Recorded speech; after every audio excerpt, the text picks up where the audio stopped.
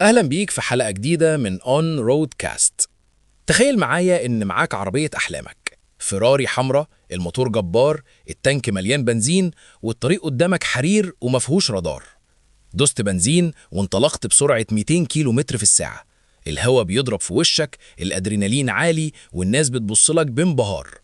فضلت سايق ساعة، ساعتين، 3، وفجأة وقفت في نص الصحراء وسألت نفسك سؤال مرعب: هو أنا رايح فين؟ تكتشف إنك بقالك 3 ساعات بتلف في دواير، حرقت بنزين واستهلكت الموتور ووصلت لولا حاجة. ده بالظبط حال ناس كتير جدا ناجحين في حياتهم، شغالين في شركات كبيرة، بيقبضوا مرتبات خيالية وبيشتغلوا 12 ساعة في اليوم، بس من جواهم مش مبسوطين وحاسين بفراغ. ليه؟ لأن الجي بي اس مش مظبوط على وجهة destination. في حلقة النهاردة ومن كتاب Start with Why أو ابدأ بالماذا لسايمون سينك، هنعرف إزاي تظبط البوصلة بتاعتك عشان ما تبقاش مجرد سواق محترف تايه. سايمون سينك بيقول لنا إن العالم كله شغال بطريقة، والقادة العظماء شغالين بطريقة تانية خالص. رسم حاجة اسمها الدايرة الذهبية. تخيلها زي الدركسيون بتاعك، مكون من 3 دواير جوه بعض. 1، الدايرة اللي بره وات، دي ماذا تفعل. كل الشركات عارفة هي بتبيع ايه، كل الناس عارفة هي شغالة ايه، محاسب، مهندس، دكتور. ده جسم العربية. 2، الدايرة اللي في النص هاو، دي كيف تفعل، يعني طريقتك، مهاراتك، اللي بيميزك عن غيرك. دي إمكانيات الموتور. 3، الدايرة اللي في المركز واي، ودي بقى السر، لماذا تفعل ما تفعله. أغلب الناس بتبدأ من بره لجوه، بيقولك أنا عايز أشتغل الشغلانة دي وات عشان بتدفع فلوس حلوة، هاو عشان مش عارف، عشان أبقى غني. عشان كده بيفقدوا الشغف بسرعة، الوقود بيخلص. لكن العظماء زي أبل، زي مارتن لوثر كينج، زي الأخوين رايت، بيبدأوا من جوه لبره. بيقولك أنا عايز أغير العالم وأتحدى الوضع الحالي، واي، وعشان أعمل كده صممت منتجات سهلة الاستخدام وجميلة، هاو، واللي طلعت في الآخر أجهزة كمبيوتر وتليفونات، وات. الواي هي اللوكيشن، الوات والهاو هم مجرد العربية اللي هتوصلك للوكيشن ده. تعال احكي لك قصة من الكتاب بتلخص الموضوع ده. في بدايات القرن العشرين كان في سباق مين هيخترع الطيارة. كان في واحد اسمه صامويل لانجلي. الراجل ده كان معاه كل حاجة: دعم حكومي، فلوس ملهاش أول من آخر، فريق من أعظم المهندسين، والصحافة بتلاحقه في كل حتة. المفروض هو اللي يكسب، صح؟ عربيته إمكانياتها خرافية.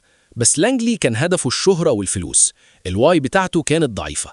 على الناحية التانية كان في 2 أخوات ميكانيكية عجل اسمهم أورفيل وويلبر رايت، ولا معاهم فلوس ولا تعليم جامعي ولا حد يعرفهم، بس كان عندهم واي بتحرك الجبل. كانوا مؤمنين إن لو الإنسان طار العالم كله سيتغير للأبد.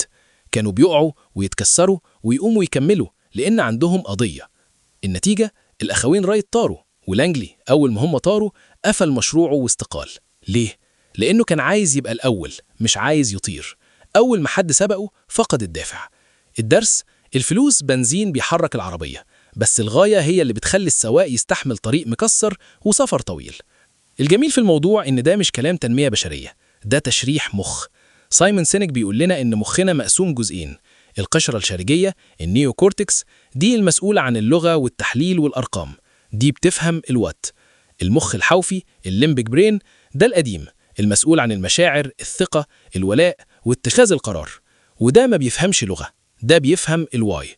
عشان كده لما حد يسألك انت بتحب مراتك ليه، بتقول له أصلها طيبة وذكية. بس الإجابة دي مش كفاية، صح؟ انت من جواك حاسس بحاجة مش عارف توصفها. بتقول يا أخي مش عارف، بس هي الكيمياء راكبة. أهو الكيمياء دي هي الليمبيك برين، هي الواي.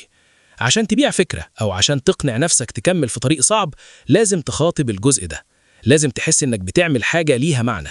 الناس ما بتشتريش اللي انت بتعمله، الناس بتشتري انت بتعمل ده ليه. طيب يا سيدي، الكلام جميل. أظبط الجي بي اس بتاعي إزاي؟ أعرف الواي بتاعتي منين؟ بسيطة، اركن العربية على جنب شوية واطفي الموتور واسأل نفسك: إيه الأوقات اللي كنت فيها في قمة سعادتك؟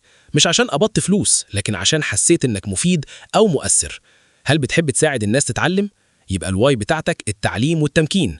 هل بتحب تحل مشكلات معقدة؟ يبقى الواي بتاعتك الابتكار. هل بتحب تخلي الناس تضحك؟ الواي بتاعتك هي البوصلة.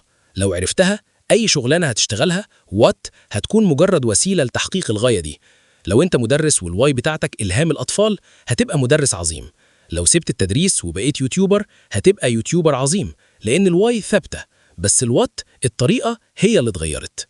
يا صديقي، الطريق مغري والسرعة ممتعة، بس مفيش أسوأ من إنك توصل لقمة السلم وتكتشف إنه كان مسنود على الحياة الغلط. ما تخليش حياتك كلها جري ورا بنزين الفلوس والمناصب. البنزين وسيلة عشان تمشي، مش هدف تخزنه. دور على المكان اللي عايز تروحه، دور على الأثر اللي عايز تسيبه على الطريق وراك. قبل ما تدور المفتاح بكرة الصبح وتروح شغلك، اسأل نفسك: أنا رايح فين وليه؟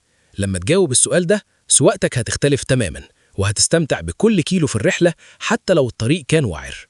دي كانت حلقتنا النهاردة في اون رود كاست، والنهاردة ظبطنا البوصلة. سلام.